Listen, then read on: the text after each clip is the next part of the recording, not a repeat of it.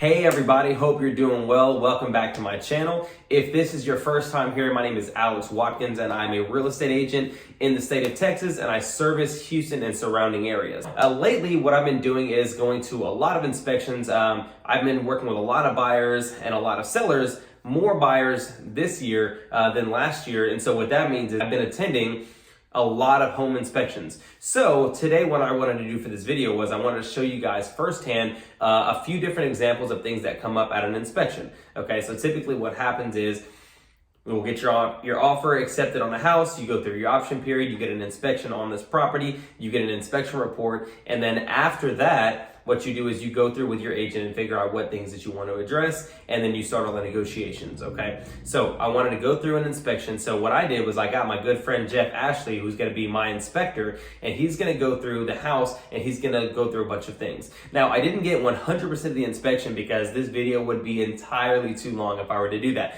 So I got different parts of the inspection where Jeff is going to explain things that come up. I'm gonna ask him a few questions, he's gonna answer them, and then after that, we're just gonna move on to the next thing. So it'll be a bunch of little clips of different parts of the house. It's not gonna be every single little thing, but it's gonna be some things that we did fine. This particular home is going to be a new build.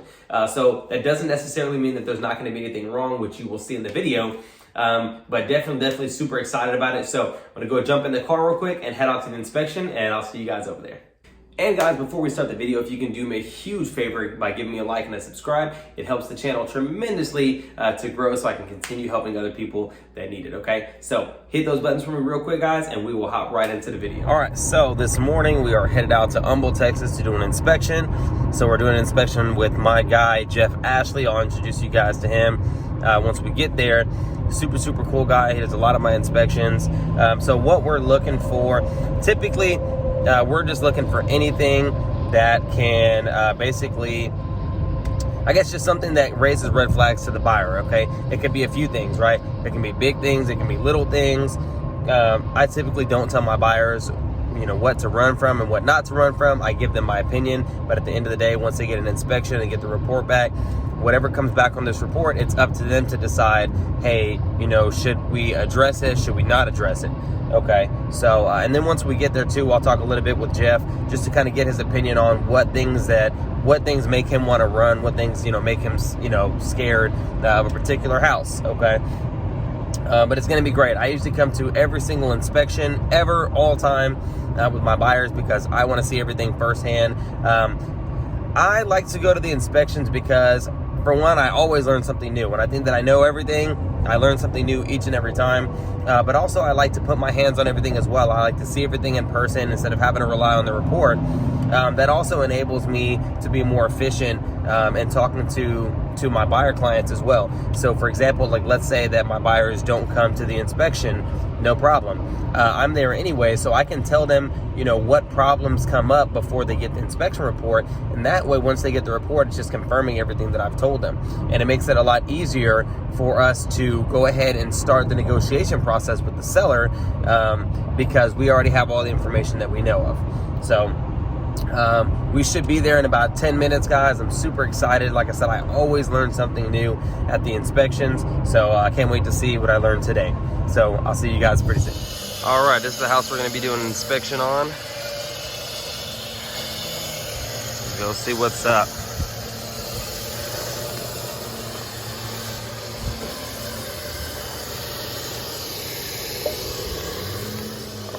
All right, y'all, this is my guy, Jeff Ashely. What's going on, Jeff? Nothing much. How you doing today? All right, so Jeff, can you tell me what's going on right here, man? What are we doing with the electrical panel? Right now, we're covering just to make sure everything is wired properly. There was a few rules that was implemented in 2020 that, you know, they have to have a whole house surge protector on the panel. And I don't see it on the outside, so maybe I'll see it once I go behind it. Okay, perfect. So for an inspection, is there something particular that you look for or something that kind of just scares you that you tell the buyer, hey man, this might be a big issue, you might want to, you know, talk about this? Always electrical because of the risk of a fire. And, you know, whenever we see things going on in the attic where electrical wires are in contact with insulation, you know, you have to always be concerned about that. Got you. But, you know, and of course, foundation issues, but you really won't see much of that on new construction. But on older homes, that's definitely something that we have to pay close attention to. Okay.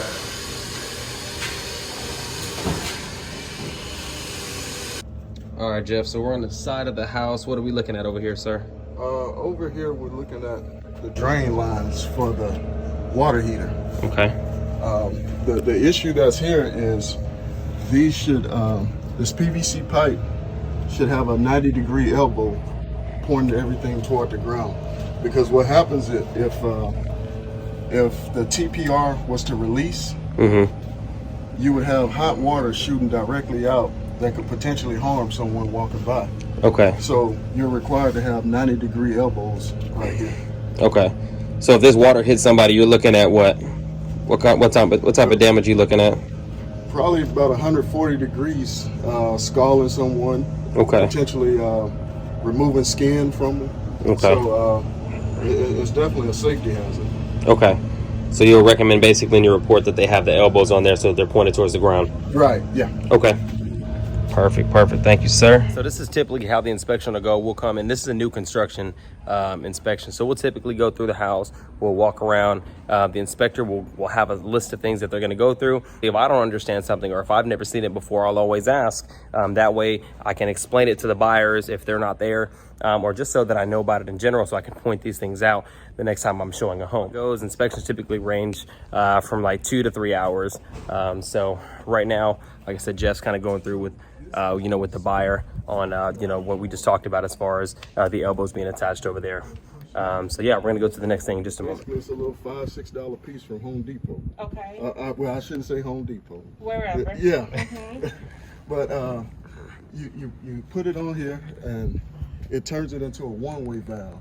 And what that does is it prevents water from going inside your home and contaminating your good water. Okay, I see. Okay. So I'm pretty sure the builder is going to install it, but just in case they don't, all your exterior faucets are missing it. Okay, gotcha. So it's a requirement. Okay. So it's not anything that's recommended. It's required. Right Yeah. in this expansion joint, we want them to seal all these openings, Okay. and then especially like you got here, Oh yeah. and then at the top of it. Okay. So I have pictures of the one on the other side. Yeah. So I'll be adding a couple more pictures.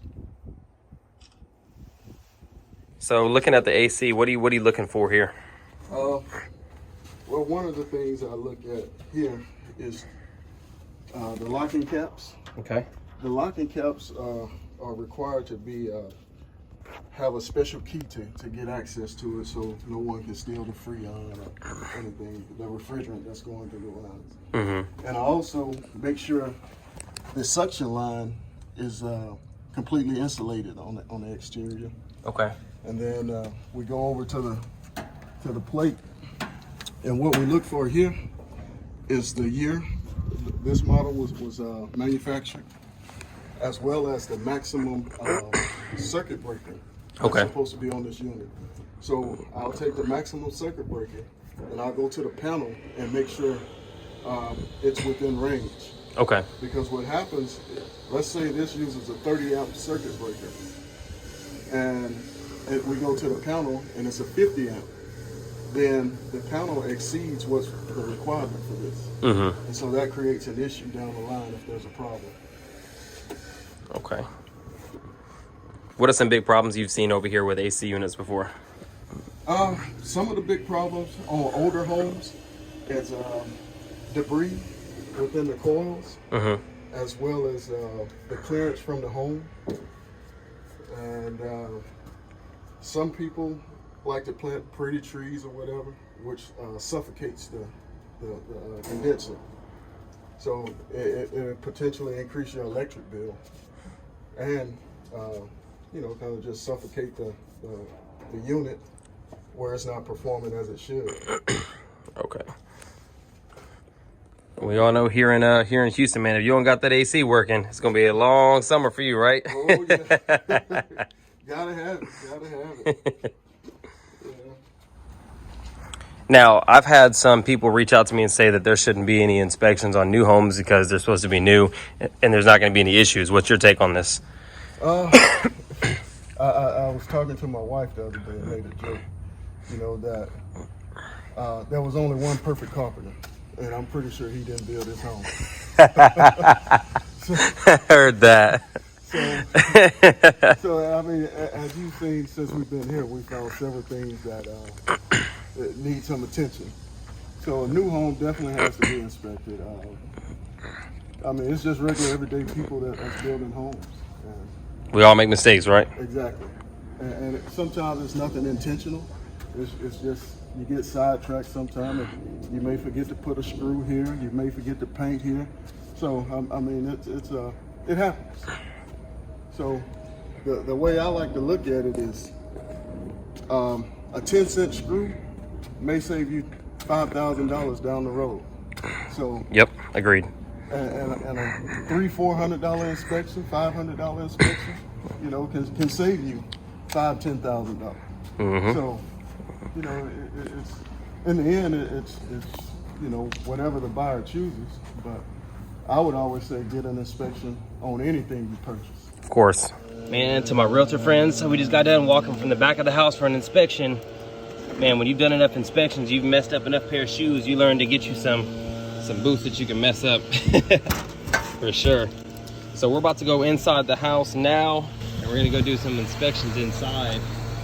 So one thing that I talked to Jeff about earlier was that in this particular house right now, they're still under construction, but there's no appliances inside. So, see, it's hot here, y'all. I told y'all about this heat. So with there not being any appliances inside, that means that the inspector's gonna have to come back a different day to do inspections on it. So typically they'll charge you like a trip charge or something for that. So definitely wanna make sure that there's appliances inside, that the home is functional. You want the lights, the gas, the water, all that stuff to be turned on. Otherwise, there's no point in having an inspection. Makes sense, right? So yeah, we're gonna go ahead and go inside. Switched on to my good shoes, no mud in the house. We're about to see what's going on inside. All right, so Jeff's talking to the buyer right now. I'm gonna take a look around the house just because I can do this stuff all day. I can look at houses all day long. So let's see. Got a little room right here, nice. Walk into the bathroom. Bathroom is beautiful. And of course, all this stuff is unfinished anyways, but let's see. Yeah. Wait till you guys see the kitchen and dining room. It's absolutely beautiful. Walk backwards, see I can see it.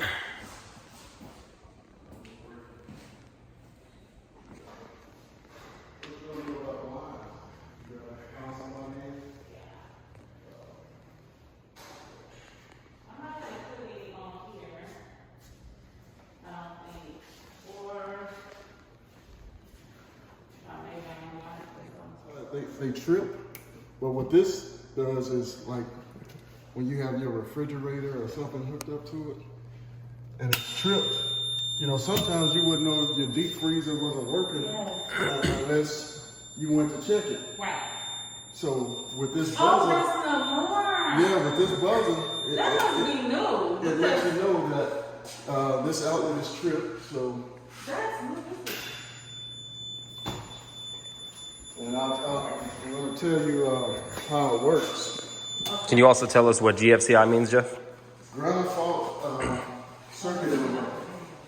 And what happens is ground fault circuit interrupters, they're in place to prevent you from getting shocked. Okay. Okay, and what it does is when this outlet senses a change in the current, a drop in the current, because now all of a sudden you're being shocked, it turns off because it senses the change in the current.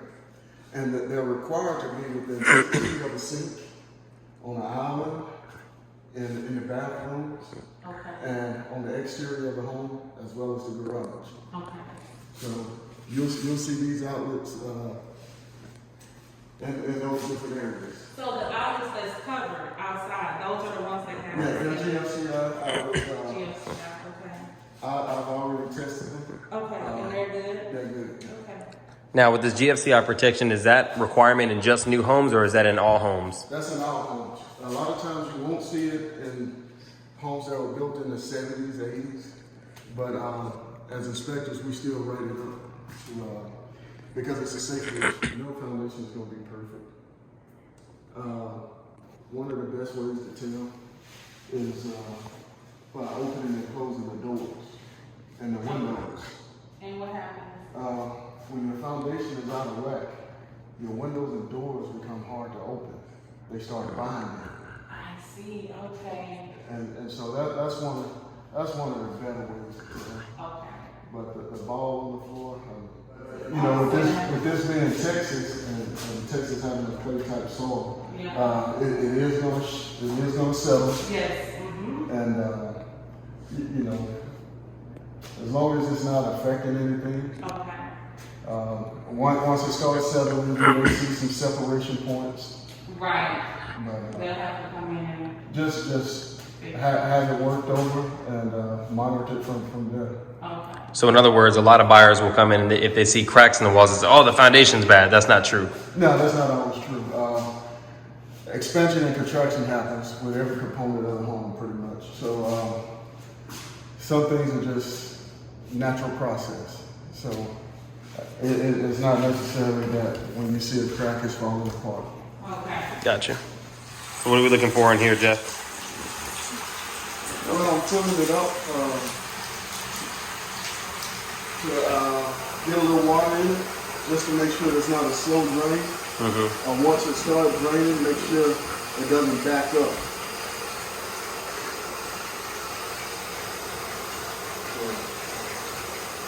Just let it fill up a little bit, and then I'll let all the water out.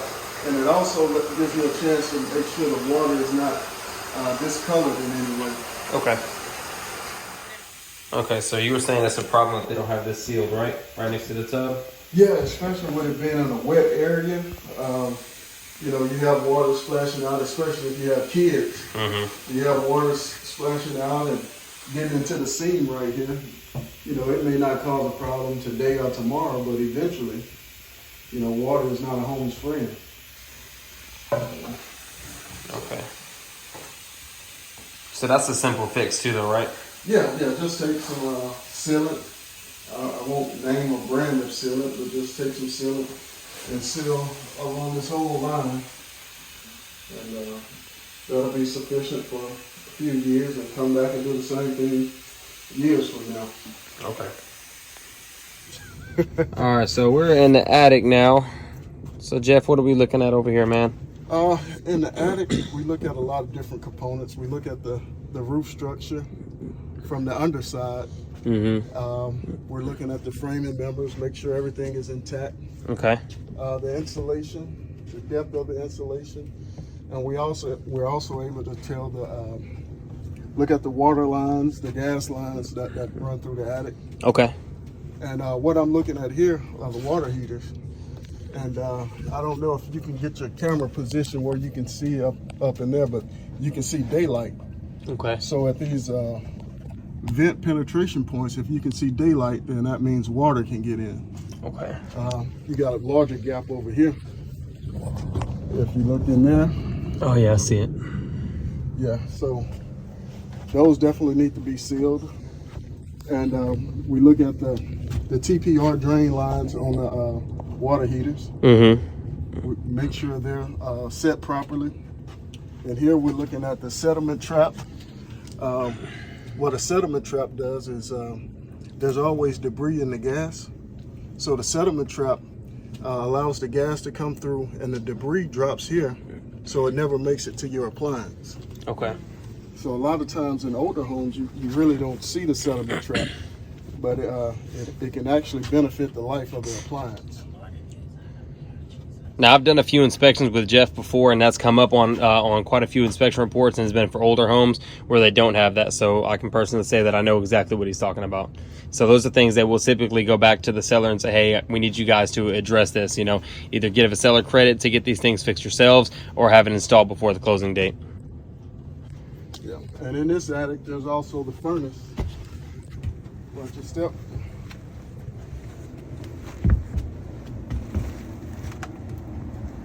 Same thing at the furnace. We're looking at the gas line and we're making sure there's a sediment trap installed. It's a small sediment trap, but it's there. Okay. And we're looking at the pan, making sure, with it being a new construction, you won't find the rust in the pan. But one of the main things we're doing is just making sure everything is connected properly and has a drain line to drain everything outside. Mm-hmm. And we also take the cover off to look at the condition of the burners. And of course, with this being a new unit, the burners are not rusted or anything's not falling apart, but that's one of the things we check. And if it wasn't so hot outside, we could run the furnace and check the color of the flame. Mm-hmm. But with it being hot outside, we're not able to turn the furnace on. Okay. But we also look at the data sticker to make sure that the correct information is in place. What I'm looking for here is the serial number, which will tell me the year it was made, the manufacture date. Mm-hmm. And then I look at the unit output as well. All right, Mr. Ashely, so we just finished up the inspection. How do you feel about this one? Oh man, nice. Not too many issues, just a few things that need to be corrected. Common human error on some things. I think she's gonna love it. Perfect. So how long do you typically take on inspections? Like what's the time process look like? A lot of times it depends on the square footage and the issues I'm finding. But for the most part, you can expect 2.5, 3 hours at the minimum. Beautiful. But I've been on them as far as 5 and 6 hours. Okay. And then what about, so I know that you send a report afterwards. You and I have been working together for a while now. What's the time look like for your turnaround for your reports that you typically get back to the buyers? Typically my turnaround now is probably about an hour after the inspection is complete. Unless I find something that I'm not familiar with and I need to do a little research, then I'll do the research and get the correct answers needed for the report, and I'll submit it after that. But it's same day regardless. Perfect. And that helps us realtors out because it helps us to go ahead and get the process started, figure out what needs to be done, what we need to do as far as negotiations, and it just helps everyone just move along more smoothly. So that's super awesome. And guys, I can vouch for Jeff too. Turn my camera. He's awesome at getting the reports back. Always helps me. Everything's clear. Everything's super easy to read. And it makes it a lot easier for me to do my job. So Jeff, thank you so much for letting us come with you today on this inspection. I'm also, if it's cool with you, I'm going to link your information in the link below. So everyone, if they need an inspection here, they can get whenever they need it. That's fine, not a problem. I appreciate it. Yes, sir. You have a good day. All right. All right, you do the same. Thanks. Thanks, sir. So there you have it, guys. That was the inspection that we went through with Jeff Ashely. So you saw a couple things that were wrong, a couple of high points, a couple of low points. That was, again, a new construction home, which you saw in the video. There were some things that need to be addressed and some things that need to be fixed. And so those things typically will be taken care of before closing, but you have to make sure that you get an inspection so that you're aware of them, okay? While I would love to believe that everyone is just gonna do the right thing all the time and that people don't make mistakes, it's not always like that, okay? So, that's the inspection. That's how it went. Typically, that's how they all go. Again, 2 to 3 hours for an inspection, depending on the type of inspection that they're doing, like the size of the home. So that was the inspection, guys. Hope you liked the video, and I will see you guys next time.